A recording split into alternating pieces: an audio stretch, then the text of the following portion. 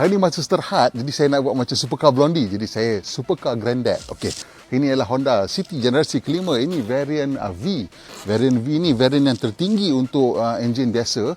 Dan satu lagi tinggi, variant RS, iaitu untuk enjin IMMA.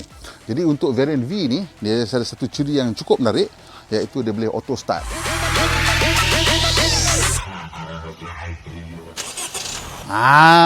Daripada luar start. Kenapa nak start daripada luar? Pasal Malaysia ni negeri yang cukup panas. Jadi kadang-kadang kita kena parking kat luar. Panas kereta tu. Masuk ni duduk kepak pintu nak bagi sejuk. Tak payah tekan ini 5 minit sebelum masuk kereta. Aircon disejukkan kereta. Dan awak masuk dah nyaman. Kalau kita nak masuk, nak tunjuk perbezaan antara RS dengan V-Spec ni.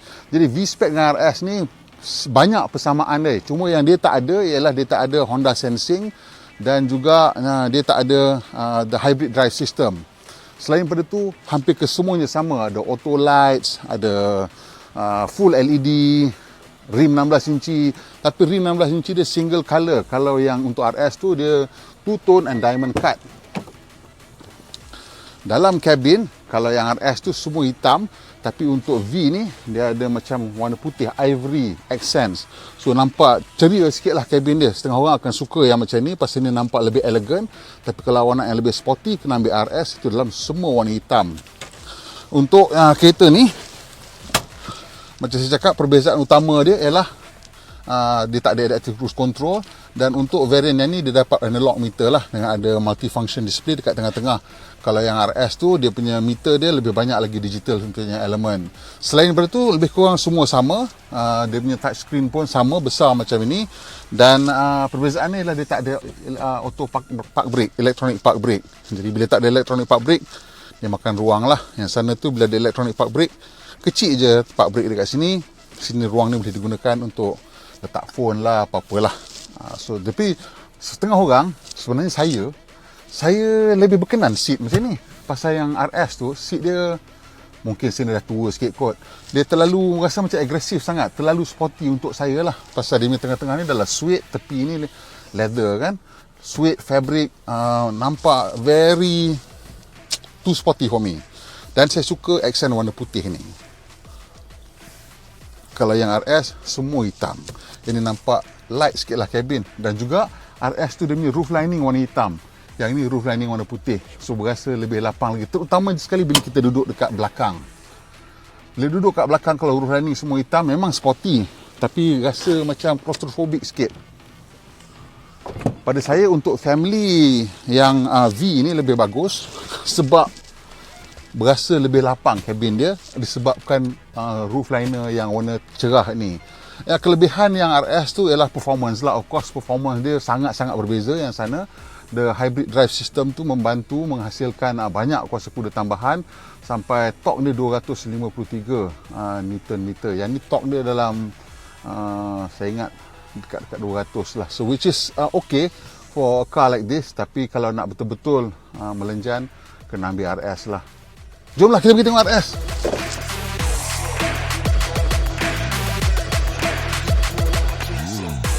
Okey, hari ni kita nak tengok game changer untuk Honda. Honda punya iklan baru untuk kereta ni memang buat orang panas lah. Kalau awak pernah tengok kan. Honda City RS yang terbaru. Kereta yang menggunakan teknologi hybrid yang menghasilkan 108 PS kuasa kuda dan 253 Newton torque. Torque sama macam enjin 2.5 normally aspirated. Kereta ni sebenarnya banyak ciri-ciri yang canggih. Sebab bila Honda tanya customer lah, dia orang buat survey tentang kereta Honda City ni, dia orang tanya yang basic model punya owner nak apa, mid level model punya owner nak apa, top spec punya model owner nak apa. Jadi macam-macam permintaan dia orang telah gabungkan untuk keperluan ataupun permintaan setiap segmen tu lah. Dan ini yang RS. Yang RS ni yang paling canggih sekali. Dan dia punya ciri utama dia ada dua. Satu, power. Dua, keselamatan. So remote start ni untuk apa sebenarnya? Ialah bila kita, katalah kita pakai kereta tengah panas kan, 15 minit sebelum kita balik, kita pergi kat luar kejap, kita hidupkan dia akan sejukkan kabin. So bila kita masuk, tak payah sibuk tepuk-tepuk seat apa lagi dah lah. Jom kita masuk ke dalam tengok. Sebelum kita masuk tu, mari kita tengok dia punya kabin ni lah. Jadi kabin City ni sekarang ni dah lebih canggih sekali. Kita tengok luar dulu. bentuk luar. Okey, kita tengok dekat bentuk luar dulu. Sorry gelabah semacam je hari ni. Daripada luar, yang paling besar sekali perubahan ialah dari segi panjang, lebar dan tinggi. Kalau kereta yang dulu tinggi, kontot dan gemuk, yang ni tak. Dah tak ada rupa macam dugong lagi dah. Yang ni dia sekarang slim. Dah panjang 111 mm lebih panjang. Banyak juga lebar dia, saya 50 mm. Banyaklah lebar dia dan juga dia 10 mm lebih rendah. So kereta ni sekarang lebih sporty, lebih rendah dan lebih panjang. Kelebihan dia lah kereta ni sekarang ni bila kita duduk, shoulder room bertambah, leg room bertambah. Headroom tu berkurangan tu tak rasa sangat, pasal yang dulu pun bila kita ada banyak headroom ialah pasal kita tu duduk rapat-rapat, kita kena duduk lebih tinggi. Sekarang bila kita duduk dalam kereta ni kan, kita rasa seat semua lebih rendah dan lebih sporty lagi. Untuk RS ni, kat bahagian depan ni kita tengok ada full LED.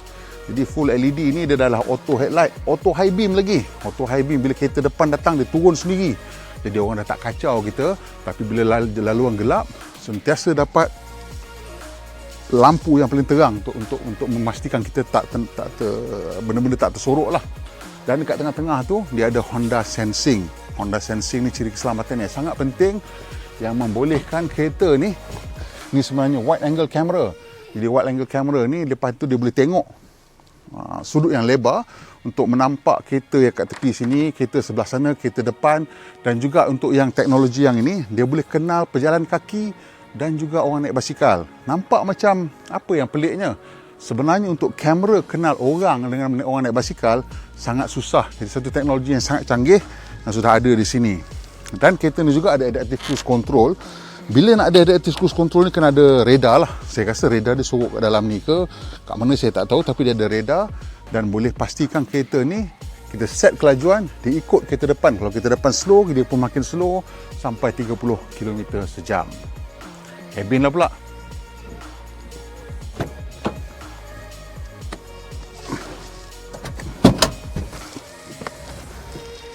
So, kabin ni yang canggihnya sekarang, of course semua orang nak ada touchscreen lah. Dan touchscreen yang ini besar ni, ini datang untuk semua kereta varian E, V dan RS. Cuma entry level yang S tu saja dia dapat radio biasa.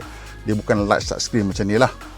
Dan kelebihannya yang ini pula, bila kita tengok dia punya apps ni, dia boleh pasang Android Auto dan juga Apple CarPlay. Setengah kereta dapat salah satu, ini dapat dua-dua. So itu satu kelebihan yang sangat bagus. Dan of course ada berbagai-bagai lagi lah cara nak menyambung kereta ni dengan kita punya phone. Bawah ni dapat single zone climate control dan 2 USB outlet dan satu 12 volt punya outlet. Sini tempat-tempat simpan barang lah. Letak 1, 2 ada cup holder kat depan sini. Dan untuk RS ni kelebihannya ialah dia ada electronic park brake dan brake hold. Jadi electronic park brake dengan brake hold ni satu ciri yang bagus untuk memandu dalam bandar lah, especially brake hold ni, pasal bila kita berhenti kereta terus brake. Benda ni penting kadang-kadang bila orang terlanggar belakang kita, bila ada brake hold dia kita tak menyundul ke depan. Kat tengah-tengah ni ada tempat simpan barang, sini juga ada tempat simpan barang dan berbalut dengan kulit lah, dan seat ni juga berbalut dengan kulit dan fabric campur Sini macam Alcantara, macam suede dan ada red stitching. So kat steering ni kita tengok ini dia punya fungsi, berbagai-bagai fungsi. Sebelah kanan untuk control adaptive cruise control, sebelah kiri untuk entertainment dan juga untuk telefon, dan juga ini butang untuk kawal display, apa display yang kita nak muncul di situlah. So untuk adaptive cruise control ni, untuk Honda Sensing, ciri yang besarnya kat sini, selain daripada adaptive cruise control, dia ada lane keeping assist. Dan lane keeping assist ni datang juga dengan road departure mitigation. So lane keeping assist ni maksudnya kereta tu dia boleh baca line jalan, dia boleh ikut line jalan untuk kita. Kalau kita terjajar, dia akan tarik balik. Dan lagi satu, dengan menggunakan sistem yang sama adalah road departure mitigation. Kadang-kadang kita mengantuk, kereta mula menjajar keluar, dia tengok keadaan itu berlaku, dia akan tarik balik kereta masuk ke dalam jalan supaya kita tak terbabas. Dan ini satu ciri yang sangat bagus yang pada saya lah patut dijadikan mandatory kepada semua kereta, especially kalau adaptive cruise control tu boleh sampai stop start traffic. Jadi untuk Honda, mereka menawarkan level 1 punya adaptive cruise control tu sampai 30 km sejam, dia tak boleh turun sampai stop go traffic. Ini atas faktor cost lah. Saya sangat-sangat berharap kerajaan Malaysia boleh consider this particular item as tax free ataupun you boleh bagi tax rebate untuk benda ni pasal ianya mengurangkan, saya percaya ia boleh mengurangkan stres dan juga risiko kemalangan jalan raya. Kan data-data pun dah ada menunjukkan ini memang mengurangkan. So anyway, dia punya display ni tengok macam-macam kita boleh tunjukkan. Ini nak terangkan ataupun gelapkan lah dia punya display. Tapi yang inilah butang ni untuk mengawal macam-macam function.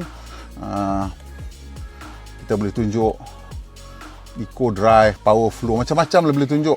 Kalau kita jenis suka macam ni, boleh tengok tunjuk kat mana enjin tu menggunakan power ke ataupun menggunakan bateri. Ni range pun ada. Kalau saya suka tunjuk ni lah, fuel economy. Pasal saya ni macam eco driver sikit, so saya suka tengok cara nak menjimatkan. Dan kalau you jenis konon-konon sports, ada G-meter, babe. G-meter, pasang GoPro kat situ, boleh tengok you nak pull berapa G. So memang kereta ni disediakan berbagai ciri untuk menjadikan ianya menarik untuk ramai orang lah. Dan basic setting pun ada, sampai ke display tu pun you boleh customize dengan pelbagai-bagai cara. Dan selain daripada tu, ciri penting kat sini cuba tengok ni, bila saya tekan butang ni, dia tunjuk kena tutup pintu bang, dia tak nampak, tunjuk kamera. Dia tunjuk kamera sebelah kiri Jadi kamera sebelah kiri ni dia akan keluar apabila kita signal ke kiri. Bila saya signal ke kiri dia ada, ataupun bila saya tekan, saya signal ke kiri, tu dia keluar, nampak sebelah sana. Jadi ini bagus untuk menghilangkan titik buta sebelah kiri lah. Sebenarnya titik buta sebelah kiri dan sebelah kanan ni memang isu keselamatan yang sangat besar, terutamanya untuk kenderaan kecil lah, macam motosikal kadang kita tak nampak kan. Jadi bila macam ni senang, kita nak tukar lorong, kita boleh gunakan ni, ataupun secara automatik bila kita signal dia akan tunjuk benda ni lah. So satu lagi kegunaan ni bila kita nak parking, side parking ke sebelah kiri, kita boleh tengok macam ni dan nampak kok kita nak dekat dengan tebing ataupun apa-apalah. So ini satu ciri yang cukup bagus. Selain daripada tu, steering dia biasa standard Honda, leather wrap and nice. So ini kita duduk belakang pula.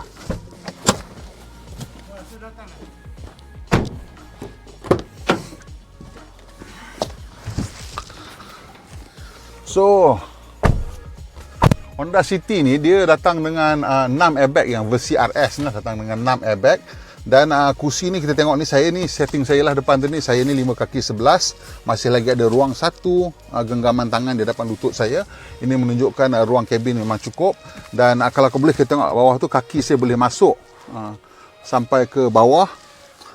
Sebab kursi ni walaupun dah turun habis, masih lagi cukup tinggi untuk kita masukkan kaki ke bawah. Dan bagus kat bawah ni padded Di padded kita boleh tolak sampai ke bawah, tak sakit kaki kita. Dan bagusnya kat sini ada aircon, vent dan juga 2 lagi power outlet kat bawah ni. So boleh nak pasang lagi 2 adapter ke, nak macam mana ke, boleh lah, cukup power outlet untuk semua orang. Ini aircon vent ni sebenarnya sangat penting untuk belakang, terutamanya kita di negeri yang panas lah. Dan seat belakang ni, dia punya sudut sandaran dia pun agak okey, ada adjustable headrest dan di split 40-60. Split 40-60 ni bagusnya, macam banyak kita ada split 40-60, tapi dalam segmen B tak banyak yang split 40-60 boleh release daripada belakang. Jom saya tunjuk apa maksud saya boleh release daripada belakang.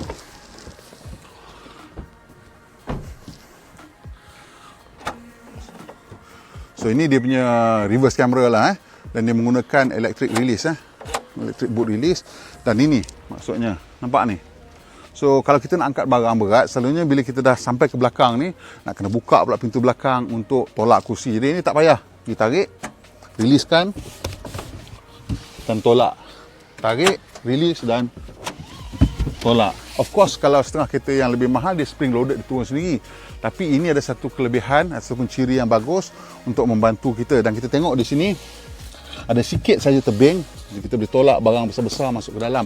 Dan because the boot opening is quite big, so kita boleh masuk barang-barang kotak-kotak yang agak tebal lah dengan agak senang juga kan. Okay, ni kat bawah dia nak tunjuk lebih sikit. Kereta ni datang dengan puncture repair kit sebenarnya. Tadi tak ada kat sini, ada puncture repair kit. Dan kalau nak tengok bateri dia, tu bateri dia. Kalau nak tengok bateri dia ni, nampak ni hitam ni. Hitam ni adalah lubang angin, tempat dia air pass, dia sedut udara sejuk daripada dalam kabin dan masuk ke sini. Nak tunjuk tengok mana lubang angin dia kat situ, mai.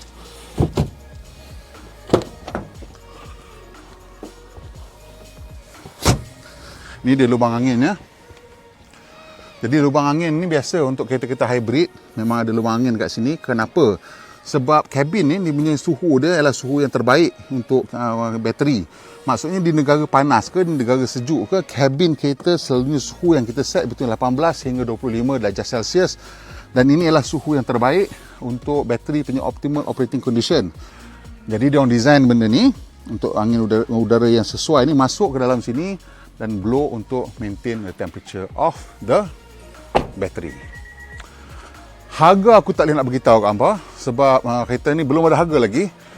Delivery untuk model RS ni katanya Januari baru ada, Januari 2021, dan bila dah dekat sikit nanti dia akan bagi harga. Yang lain-lain dah ada harga, nak tahu? Aku tak ingat. Tapi basically the cheapest one is around 78,000. Lepas tu dia 76,000 untuk model S. Lepas tu dia naik 8,000 kepada 84,000 untuk model E, dan 89,000 untuk model V. Jadi model S tu memang beza 8,000 tu sebenarnya nampak macam banyaknya, yang lain gap kecil-kecil kan.